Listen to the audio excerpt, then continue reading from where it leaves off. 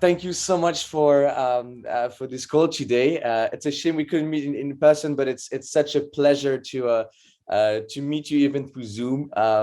What you're doing, your work is absolutely fantastic. So yeah, let's do that. Could you please briefly introduce yourself? Hi, my name's David. I'm the marketing director here at Winnow. Wonderful. So for the audience, what is Winnow exactly?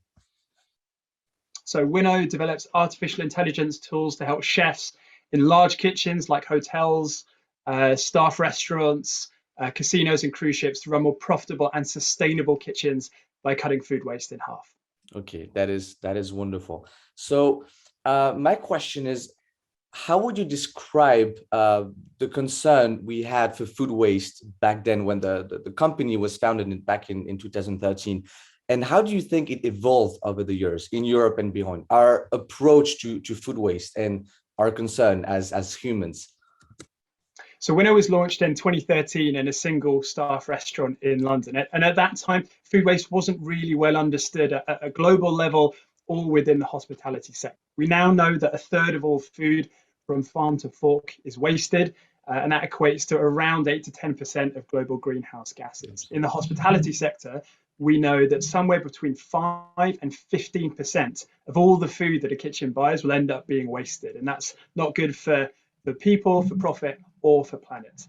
Yeah, I totally agree. You anticipated my next question. And so I Excellent. wanted to understand, what is your own definition of food waste? Because I think that many people focus a lot on the last part of the chain, consumption, but there's obviously the production as well. There's distribution. I think that losses occur at many different stages of the chain. So what is your own definition of food waste? Sure. So we focus on food waste in the kitchen, i.e., that is food that you know was fit for human consumption, Mhm. but that has been brought into the kitchen and ends up being wasted. And so that could occur for a number of different reasons. Food could be wasted because it spoils and it goes off. Yeah. It could be damaged during the cooking process. The food could be wasted because the team make too much, they overproduce the food, and that's often a reason that food is wasted. Or it could be wasted because a customer doesn't eat it and it comes back off the customer's plate and has to be thrown away. So what Winnow does is it takes a view throughout the entire production process, right from the beginning of when food enters a kitchen, right the way to it hits a customer. That is, yeah. Thank you. Thank you. Very clear. So you just mentioned a dramatic number. One third of the food we produce is either wasted or lost. On that note, this maybe tells us that our food system is broken. I believe it. I think many other people believe it. While all this waste is occurring, there's about 800 million people who are still considered undernourished. A lot of people are suffering from hunger, and my question to you is, why do you think the food system is broken, if you believe so, and what can we do all together to fix it? It's a big question, but it's interesting to get your perspective on that, not just your perspective at Winnow, but a broader perspective would be interesting. Okay. I lost the last part of your question there, Yeah, but no, so basically, why is the food system broken, and why do you sure. think what do you think we should do to fix it? Companies, governments, Mm, what can be done to fix the food system? sure. So the food systems global. Let me start again. Yeah. So the global food system is incredibly complex. Myriad of different actors within the supply chains and the value chains that gets food to consumers on a worldwide basis. Traditionally, we haven't had good measurement through that value chain. We haven't been able to understand where food is lost or wasted. We haven't had the data points to be able to inform either policy or kind of corporate policy or government policy.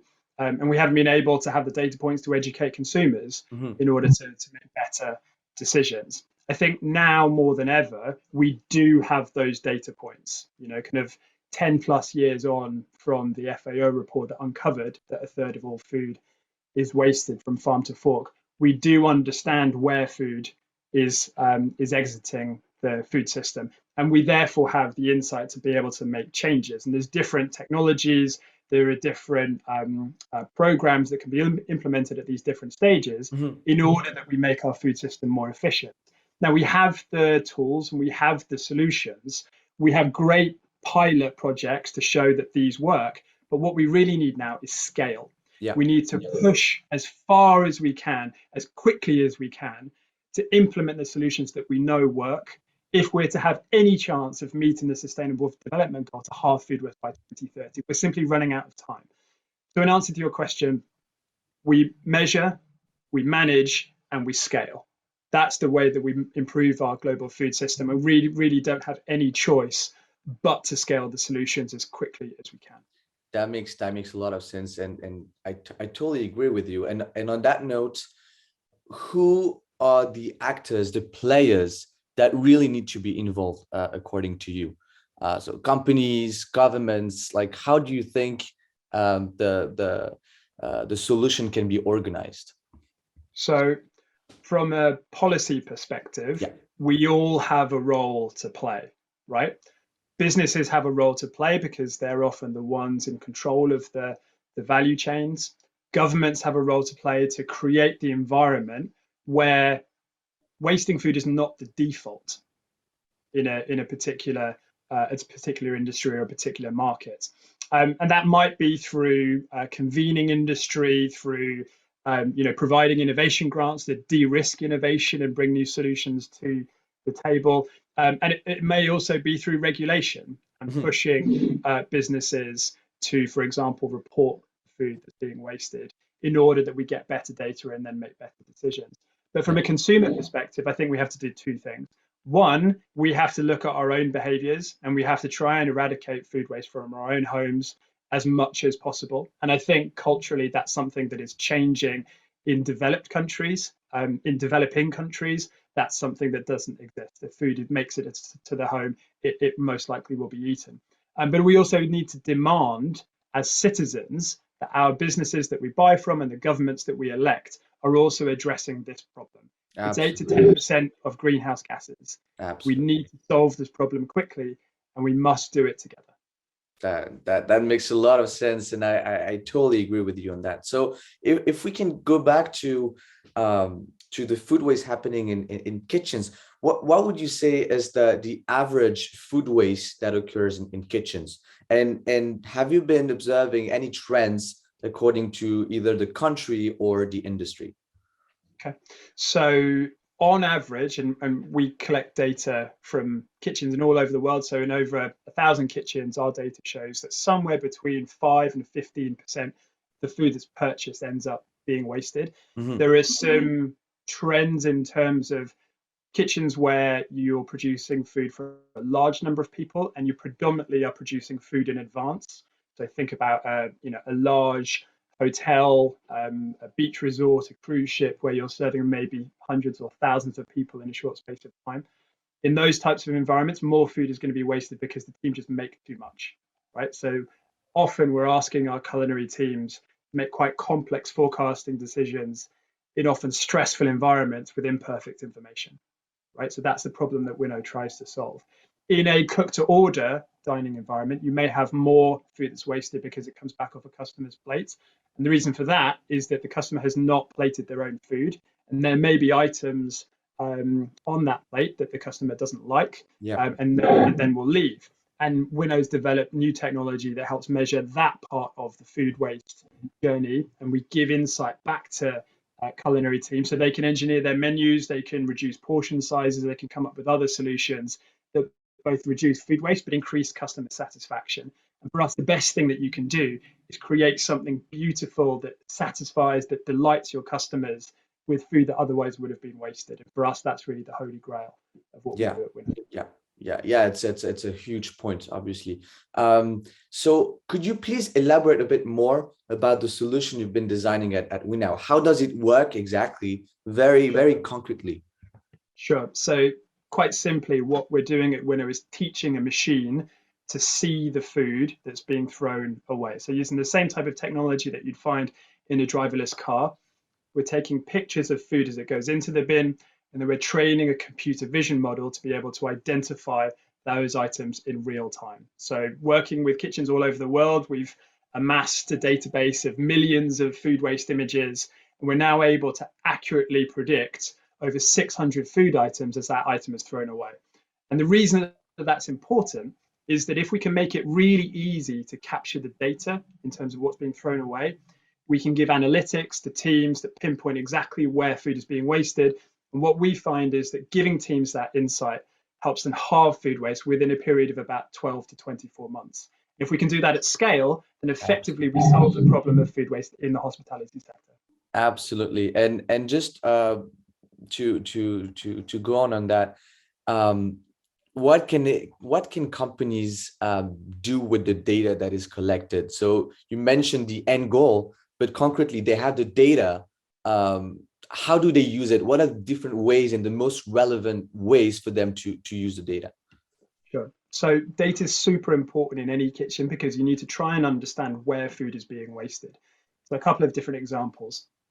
In a cruise ship, the food is being produced in a galley. It may be then taken to a different level of the ship, served to customers, and then food that isn't eaten is then taken away and thrown away in a different part of the ship. And so there's Uh-huh. not a closed loop in terms of the people producing the food seeing the food that is left over.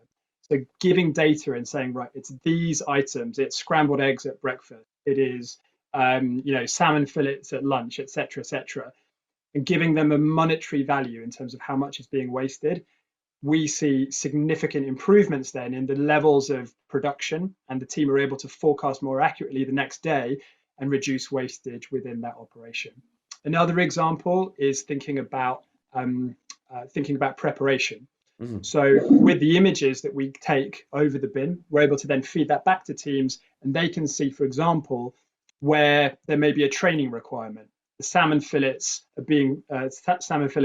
we're leaving half of the flesh on and we're throwing the rest away. So we're able to then take action, train the team to better fillet salmon and reduce the waste at that stage. Or another example, we might see an item going into the bin through the preparation process that could have been used. So the tops of tomatoes, for example, that could have been used to make a sauce. So then we can give that data back and the team can reduce wastage in that way as well. So ultimately what we're trying to do is throughout the production process Mhm. to give insight and data for the team so that they can take one problem at a time and then save money and also deliver an environmental impact. That From a is cost perspective, we'd expect the teams to be able to reduce their overall food purchasing cost by somewhere between 3 and 8%. If you think about the wafer thin margins that lots of our kitchens are working to, that can be really transformative. that is absolutely wonderful and inspiring. And so that brings us to the question of impact. So over the years, you've worked with multiple kitchens, multiple companies. What has been the impact at Winnow, and do you have like numbers that you could share with us maybe? Sure. So Winnow is working in 45 countries with brands like IKEA, Hilton, Compass Group, Costa Cruises, and many, many others. In aggregate, the thousands of chefs working every day with our tools are saving around 36 million meals a year from the bin. And that's something that we're really proud of as a mission led company. From a financial perspective, that translates to around $40 million worth of savings that collectively those kitchens are seeing. And from a climate perspective, we're saving somewhere in the region of 61,000 tons worth of CO2 from being released every year by preventing that food from being wasted. So on every level, there's a strong case for any kitchen to think about the food that it's wasting and to adopt digital technology to try and prevent it. Roger that. Wow, it's very very inspiring, and yeah, I hope many people can follow your path, because we need more companies like that are impact driven. And that brings us to my next question. So you've worked with big companies, you're still working with big companies, to name a few: IKEA, Costa, Hilton Hotels. How did you manage to scale your impact, and what advices do you have for young entrepreneurs who would like to to do the same? What is the secret ingredient to scale? So, I mean, building a business is hard, and scaling a technology that's new to a relatively traditional industry is really hard. Yeah. I think listening and empathy are underrated skills when it comes to building a business. We can talk about technology, and we can talk about marketing and branding, and we can talk about brilliant salespeople, Yeah. and fantastic customer success. But at the end of the day, we have to listen to our users and our customers really carefully. And right from the beginning, Winnow has taken feedback from our clients. We've iterated our product. We've developed new functionality based on the feedback of some of our early adopters. And we've then built, in particular, an analytics offering that's really relevant to a global hospitality enterprise. And so for any new business trying to scale, staying close to your customers, listening and proactively soliciting feedback is absolutely essential if you're going to scale. And if you can get that right, then those big customers will pull you into new markets. They will ask for you to develop new features, which then allow you to solve different problems for them. And once you've proven the case with a large enterprise client, then there's obviously enormous opportunity to scale. We're proud to, for example, be working with IKEA on a global basis. You go to any IKEA in the world, and eventually you'll find a Winnow terminal. And that's something that we're really proud of, and we're looking forward to scaling with other businesses as we go through our. That's amazing. So thank you so much for all the insights. I think you've inspired not only myself but many other people in the audience. Now, last question: could you define Winnow in 3 words? So, Winnow in 3 words. One of our values is hungry and humble. So why hungry and humble? Well, we're a mission-led company. We're a registered B Corporation. All of the Winnow team come every day to work to solve this problem. But we're also humble. We realize that Winnow is a tool within a kitchen for a chef to use, that chef needs to adopt that tool, needs to accept it, needs to be useful for him or her. And we work every day to make our technology as simple, as fast, and as intuitive as we can to make the chef's life easier. So we're hungry to solve this problem, but we're also humble to the very real challenges that chefs and culinary teams face every day. Thank you. Thanks a lot. Do you have any last comments that you'd like to share with the audience? So from a food waste perspective, I think we're moving from a place culturally where food was previously seen as a disposable commodity to a place where we understand the precious nature of food. There's care, love, energy, and money that's gone into getting that food to the customer, and that we should be doing everything that we can as an industry and as a global population to make sure that we preserve that preciousness and that we treat food with the respect that it deserves. But the good news is that that seems to be something which is permeating our culture now. It's no longer a cool thing to look at the back of the fridge and kind of play that, what's at the back of my fridge game. We are beginning to understand and appreciate the real value that food has. And I think if we can all tell that story, and if we can get on board on that journey, then we have a real chance of halving food waste by 2030.